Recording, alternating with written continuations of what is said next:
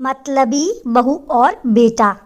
एक बूढ़ी माँ ने सबक सिखाया अपने बहू और बेटे को। अनोखी कहानी। मीनाक्षी जी भूख से परेशान हो गई। सुबह से रीना ने उसको खाने के लिए कुछ भी नहीं दिया, क्योंकि सुबह नाश्ते में उसने आलू के पराठे बनाए थे और अब वह भी ख़त्म हो गए थे। इसलिए मीनाक्षी जी दोपहर के खाने की राह देख रही थी। पर रीना ने सुबह भरपेट नाश्ता किया था, इसलिए वे दोपहर का खाना बनाने वाली नहीं थी। अत्यंत भूख से परेशान हो रही मीनाक्षी जी ने रीना के पास गई और बोली, बहू, मुझे बहुत जोर की भूख लगी है, खाने के लिए कुछ दे दे।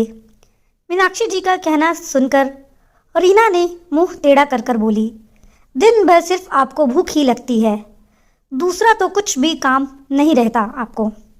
उस टेबल पर चने रखे हैं, वही खाकर पानी पीकर सो जाओ। आज दोपहर को मैं मेरी फ्रेंड के साथ बाहर जाने वाली हूँ, इसलिए खाना तो रात को ही बनाऊंगी। यह सुन के मीनाक्षी जी का मन उदास हो गया। फिर मीनाक्षी जी धीरे से बोली, तू कहे तो मैं खुद के लिए कुछ बना लूँ।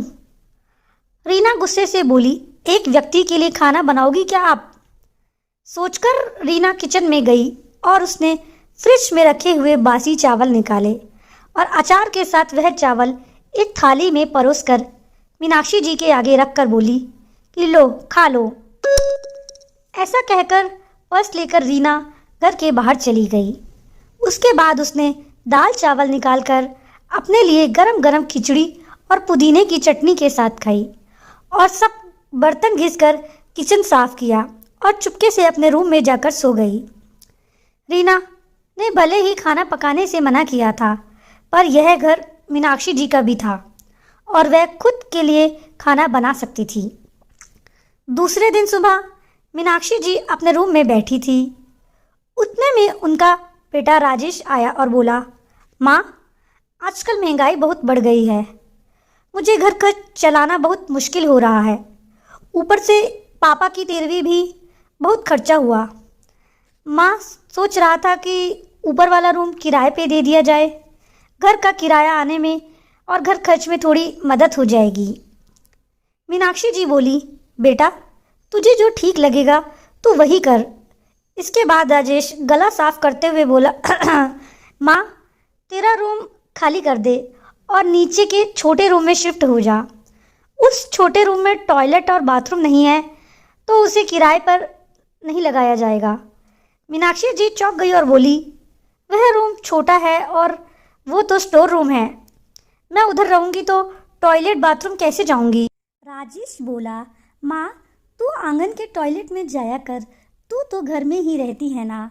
जिसको हम रूम किराए पे देने वाले हैं उसको तो सारी सुख सुविधाएं चाहिए ना। वैसे भी यह रूम बहुत बड़ा है, पापा के जाने के बाद तुझे इतने बड़े रूम में क्या ज़रूरत है? मीनाक्षी जी कुछ क्षण शांत रहीं और सोचने के बाद बोली, टेरेस पर जो रूम है वह भी हम किराए पे दे सकते हैं, उस रूम में सब सुख सुविधा है। उस पर राजेश बोला, नहीं माँ, वह रूम हम किराए पर नहीं दे सकते, वह अपने मेहमानों के लिए रखा है। तुझे तो अच्छे से पता है कि रीना के मायके वाले का आना जाना चालू रहता है, इसलिए एक्स्ट्रा रूम मेहमानों के लिए रखना पड़ेगा। मीनाक्षी जी सब समझ गई थी कि बेटे ने तो उसका ही रूम किराए पे देने का निर्णय ले लिया है, क्योंकि वह बुढ़ापे में बेटे और बहू पर आश्रित थी। इसलिए राजेश ने जो कहा उस पर मीनाक्षी जी ने ज़्यादा विरोध नहीं किया। उसने अपना थोड़ा सामान लिया और छोटे रूम में शिफ्ट हो गई। उधर पुराने छोटे रूम में उसका जी घुट रहा था। तभी वहाँ रूम में दिन काट रही थी और नए किराएदार आया था। सब पहले जैसा चल रहा था। घर में आए हुए किराएदार का नाम दीपक था। एक एनजीओ में काम करता था। वह रोज रीना और राजेश और मीनाक्षी के साथ कैसा सलूक करते थे वह देखता था। वह देखकर उसे बहुत बुरा लगता था। धीरे धीरे मीनाक्षी जी दीपक को अपने बेटे जैसा मानने लगी। दीपक भी आते जाते मीनाक्षी जी का हालचाल पूछा करता था और उनका ख्याल रखता था। राजेश और रीना को मीनाक्षी से कुछ लेना देना नहीं था। रीना बचा हुआ खाना उसके थाली में रखकर जाती और बेटा तो उसकी तरफ देखता भी नहीं था। मीनाक्षी जी तो पहले ही समझ चुकी थी कि उसका बेटा अब पहले जैसा नहीं रहा, वह बदल गया है। फिर भी वो आंखें बंद करके किसी पालतू पशु जैसे घर में रह रही थी, क्योंकि बुढ़ापे में उसका दूसरा कोई सहारा नहीं था। रोटी के 2 टुकड़ों के लिए उसको उनके सहारे रहना पड़ रहा था। कभी कभी तो मीनाक्षी जी को बहुत रोना आता था। मीनाक्षी जी दीपक को अपने मन की बातें बताने लगी। उनके पति की मौत बेटे की लापरवाही से हुई थी, पर वो ज़्यादा नहीं बोल पा रही थी। जब पति काम पर जाते थे तब वह घर में हम दोनों को बहुत मान सम्मान मिलता था। जब वह काम करने में असमर्थ हो गए तब राजेश को उन्होंने घर खर्च में मदद किया कर ऐसा कहा। यह बातें राजेश के मन में बहुत लगी। जब तक पति घर चला रहे थे राजेश अपने सब पैसे बचा लेता था और अब शर्म से मजबूरी में उसको घर खर्च चलाना पड़ रहा था। धीरे धीरे माँ बाप का खर्चा उसको बोझ लग रहा था, लेकिन वह स्पष्ट रूप से किसी को नहीं कह सकता था। इस बीच पति का स्वास्थ्य बिगड़ गया और वह चल बसे।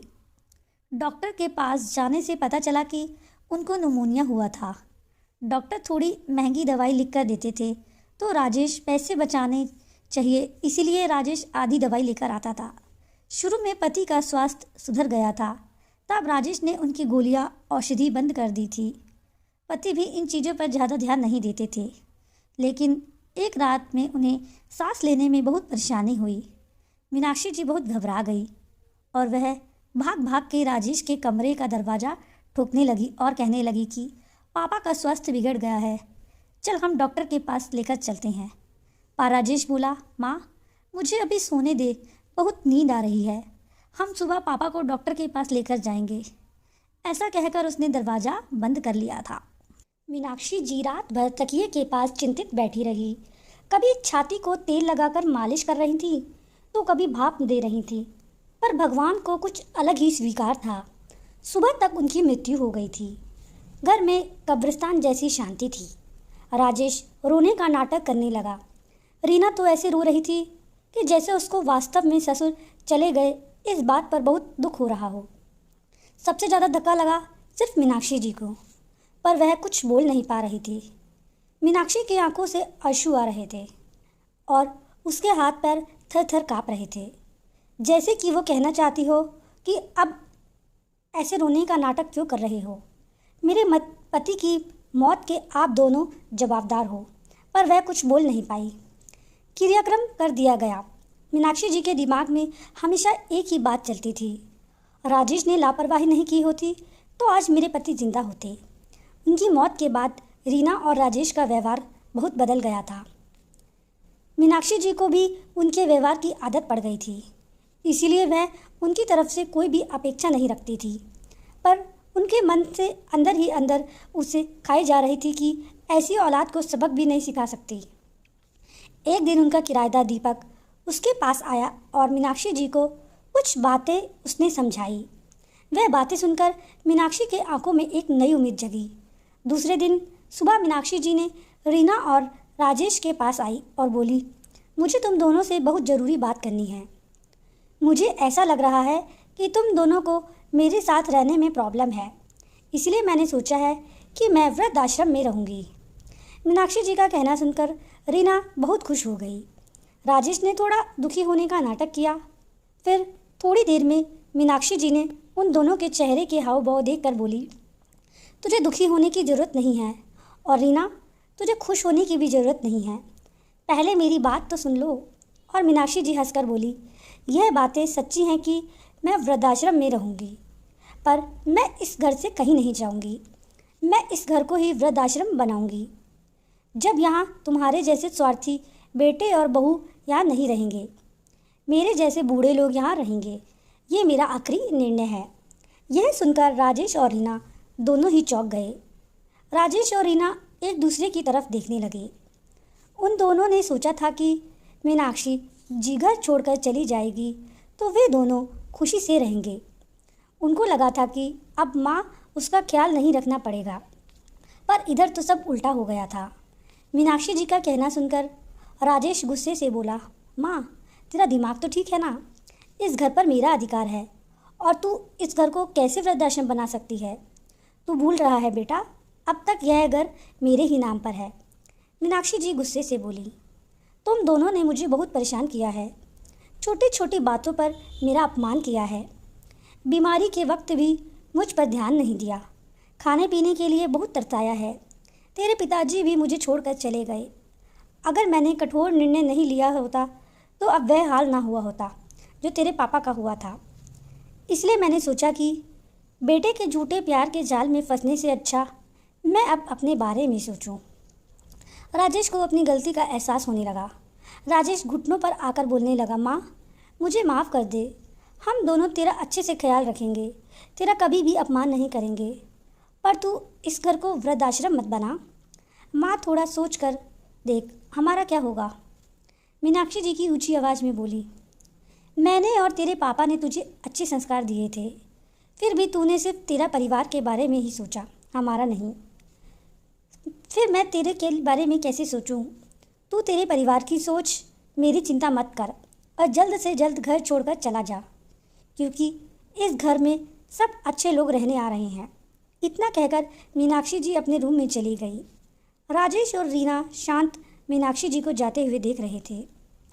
मीनाक्षी जी ने अपने जैसे बूढ़े लोगों को उस घर में आश्रय दिया और दीपक की मदद से वृद्धाश्रम अच्छे से चलने लगा। दोस्तों, आजकल के लड़कों ने बूढ़े लोगों के साथ गैर व्यवहार किया है तो बूढ़े लोगों को भी कठोर निर्णय ले सकते हैं।